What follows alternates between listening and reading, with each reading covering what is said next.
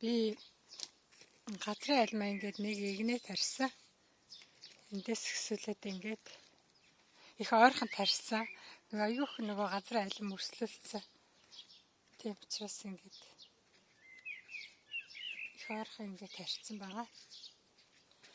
Тэгээ газрын айлм ихнээсээ ингээд цэцэг нь гарч ирж байна. Ийм цэцэг гарна. Ийм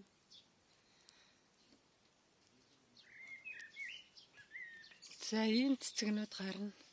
Тэгэд энэ амт нь ямар гоё гэчээ. Бүр салахын аргагүй гоё амттай. Тийм гоё чихэртэй нэх гоё амттай тийм газрын айлм байгаа. Тэгээ хүүхдүүд бол түүгээд идчихнэ. Энийг бол урах болохгүй байна. Айгүй гоё амттай. Тийм гоё газрын айлм байгаа. За тэгээ та бүхэн энэ газрынхаа айлмыг одоо гадаа суулгацсан бол та бүхэн намар одоо ч гэсэн болно энэ сууныхын навчийг аваад суунаас нь гарсныг нь аваад юм уу эсвэл дээрээс цэцэглээгүй нэг шнүүдийг аваад цэцэг харуулах гал юмсан чинь харагдах нь уу? Яаж харуулвал цэцэг харагдах. Тэгээд аваад тэгээд усан тэгээд өрслүүлж болно. Шууд шорон шигтгэж болно. 11 сар хүртэл жимсээ өгнө. Тэгэд энэ болохоор олон настай тийм газрын айлм байгаа. Энийг германууд болохоор бүр 10 хэдэн жил болоо бүр том бут болчихсон. Бүр ишин ингээ бүдүүрээд одоо өхрийн нүчиг тийм гоё бут болчихсон тийм байлээ.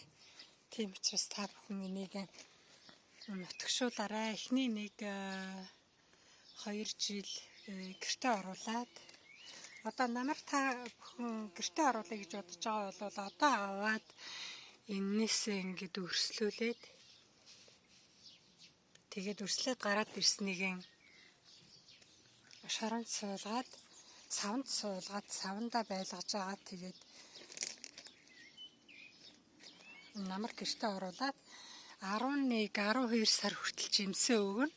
Тэгээд дараа нь жимсээ өгөөд дуусныхын дараагаар та бүхэн энийг даянда юугаа навчаагүй татчихаар нь зэрэг нэг газар оруулаад тавиад амбартаа ч юм уу нэг сэрүүхэн газар 15-аас 18 градус байхаар нэг тийм сэрүүн газар унтуулад тэгээ хавар дахиад гаргаал тэгээ нэг 2-3 жил болгож байгаа. Тэгээд нэг сайхан газар талбай болоод тэгээ тариад нутгшуулаад бүр тэгээд ургуулаарай.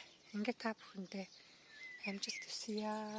Газрын айлм хэмжээгээр тариад дээрээ амин гин сайтай дээд зэргийн сайн шүү газрын айлм чинь. За ингээ та бүхэндээ амжилт хүсье.